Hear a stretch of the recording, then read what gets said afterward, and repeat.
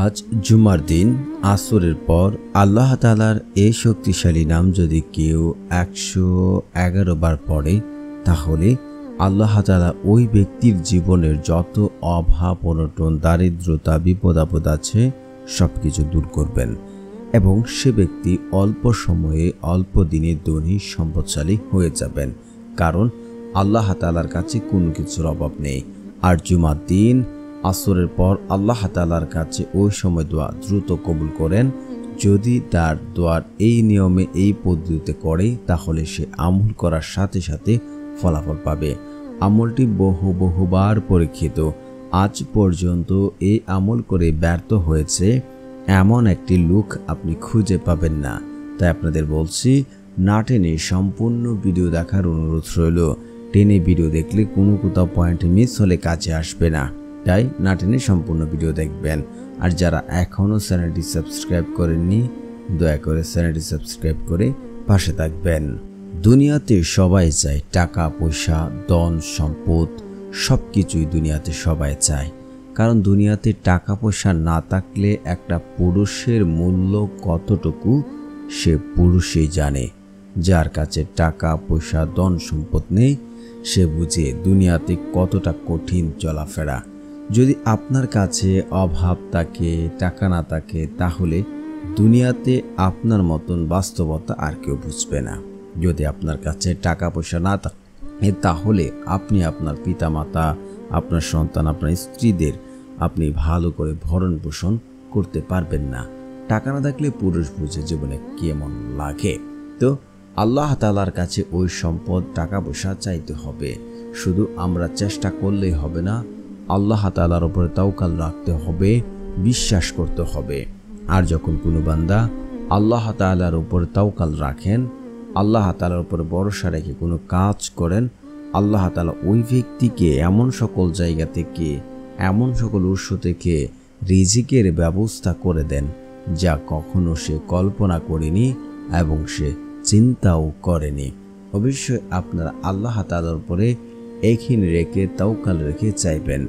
আপনারা সূরা তালাক আয়াত নাম্বার 3 যাচাই করে দেখবেন যে আল্লাহ তাআলার উপরে তাওয়াক্কুল করে পাখিরা যেমন সকালবেলা খালি পেটে বাসা থেকে বের হয়ে যায়, সন্ধ্যায় উধার ভর্তি করে ফিরে আসে, ঠিক তেমনি আপনি যদি কোনো কাজ, কোনো কর্ম, কোনো ব্যবসা, কোনো চাকরি করি, ওইখানে যদি আল্লাহ তাআলার উপরে তাওয়াক্কুল রাখি যে আমি সফল হব, আমি আমার আমল দ্বারা, আমি আমার কাজ দ্বারা ফলাফল পাবো, আল্লাহ তাআলা ইনশাআল্লাহ আমাকে দেবেন। তাহলে আপনি যদি আল্লাহ তাআলার উপরে তাওয়াক্কুল রাখেন, কাজ করার দায়িত্ব আমার, ফলাফল দেওয়ার দায়িত্ব আল্লাহ তাআলার। ইনশাআল্লাহ আল্লাহ তাআলা আপনাকে কখনোই খালি হাতে ফেরত দেবেন না। তাহলে অনেকে বলতে পারেন আল্লাহ তাআলা খালি হাতে ফেরত দেবেন না, তার কাছে কোনো কিছুর অভাব নেই। আমি তো অনেক দোয়া করছি, জীবনে অনেক কিছু আল্লাহ তাআলার কাছে চাচ্ছি, কোথায়? আমি তো কোনো কিছু পাচ্ছি না, আমার জীবন সফল হচ্ছে না, আমার তো বিপদ আপদ অভাব অনটন কাটছে না, তাহলে আমি কেন ফলাফল পাচ্ছি না? এটা অনেকেই বলতে পারেন। দেখুন, আপনি হয়তো দোয়া করছেন সঠিক নিয়ম না জেনে, সঠিক পদ্ধতি না জেনে, যার দরুন আপনি আমল করেও আমল দ্বারা ফলাফল পাচ্ছেন না।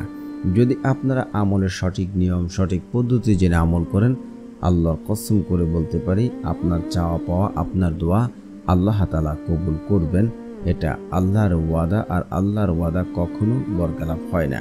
হয়তো আপনি আপনার আমলে কোথাও ত্রুটি রয়েছে, কারণ হাদিস আছে, তিরমিজি শরীফের হাদিস 2139 নম্বর হাদিস, যে বান্দার ভাগ্য পরিবর্তন করতে পারে কেবল আপনার দোয়ার মাধ্যমে। অন্য কোনো পদ্ধতি বা অন্য কোনো ওয়ে নেই বান্দার ভাগ্য পরিবর্তন করতে পারে। আপনারা তিরমিজি শরীফের হাদিসটা দেখে নেবেন। তো আমাকে আপনাকে ভালো করে আল্লাহ তাআলার কাছে চাইতে হবে, তার ফলেই আল্লাহ তাআলা আমার অভাব অনটন দারিদ্রতা বিপদ আপদ দূর করে দেবেন। কারণ আল্লাহ তাআলা আমাকে আপনাকে দেওয়ার জন্য বসে আছেন, তিনি আমাদেরকে দেবেন। তিনি কখনো তার বান্দাদেরকে না করেন না, কারণ না করতে তিনি জানেন না।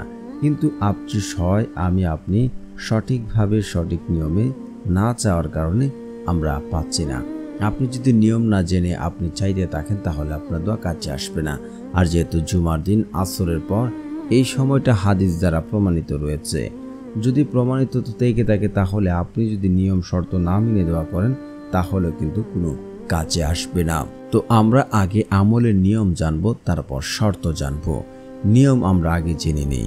তো আজ যেহেতু জুমার দিন আসরের পর আপনার আসরের নামাজের পর মাগরিবের নামাজের সময় যে আগে যে সময়টুকু, ওই সময় আপনাকে দোয়া করতে হবে, তাহলে আপনি দ্রুত ফলাফল পাবেন। তো আপনারা প্রথমত উত্তম রূপে উজু করবেন। উজু করার পর আপনারা অবশ্যই আসরের নামাজটি পড়বেন। আর আপনারা সকালে যখন হুজুর যখন খুতবা পড়বে, আপনারা যখন হুজুর যখন সানি খুতবা পড়বে একটু সময় বসবে, ওই সময়টুকুতে আপনারা দোয়া করতে পারেন। তো আপনারা যেহেতু আসরের পর করছেন তাহলে আপনি উজু করবেন, আসরের নামাজটা পড়বেন। যখন সূর্যটা ডোবা ডোবা অবস্থায় ওই সময় মসজিদে বা আপনার ঘরের যে কোনো একটি কোনায় আপনি বসে আপনি এই আমলটি করবেন।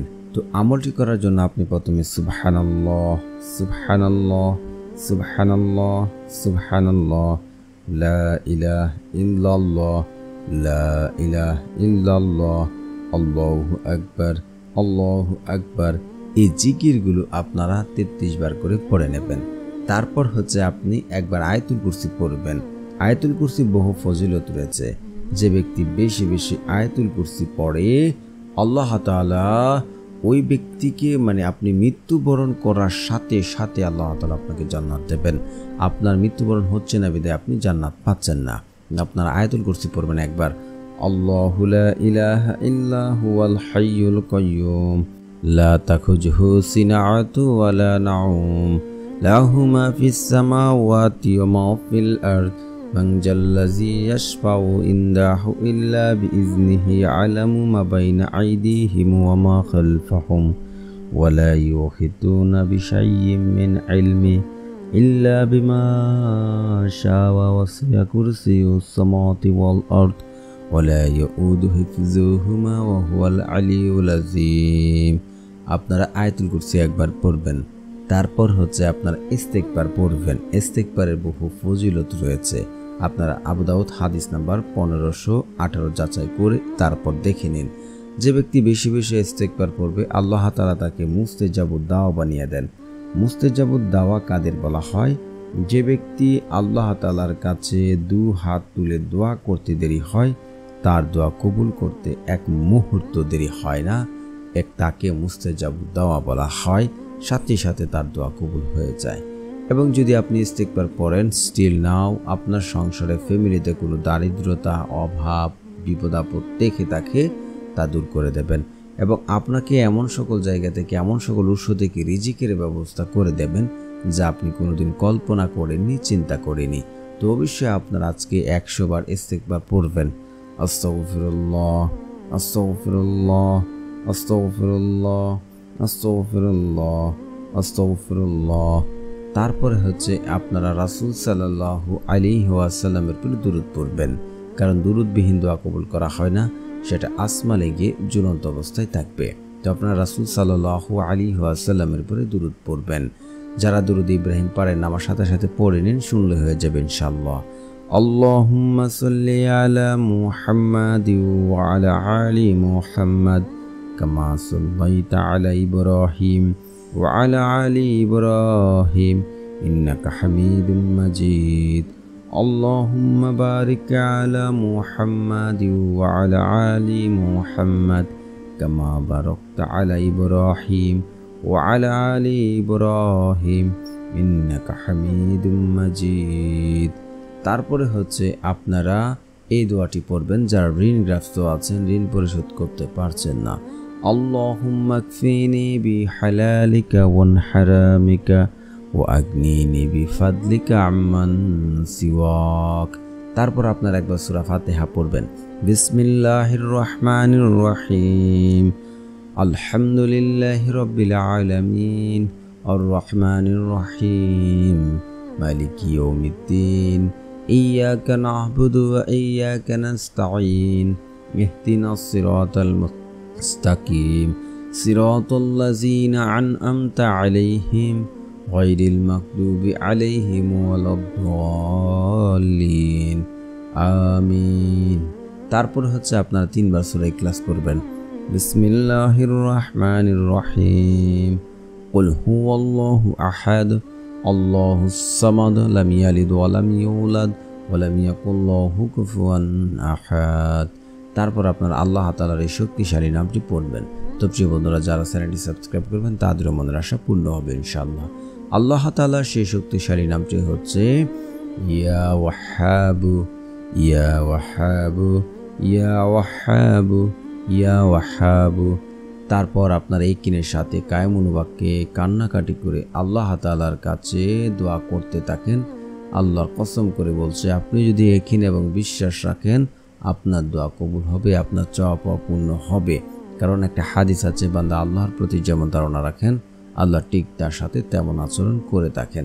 অবশ্যই বিশ্বাসের সাথে কায়েম অনুবাক্যে পূর্বে পাপের জন্য লজ্জিত হয়ে আল্লাহ তাআলার কাছে দোয়া করুন, আপনার চাওয়া পাওয়া পূর্ণ হবে ইনশাআল্লাহ।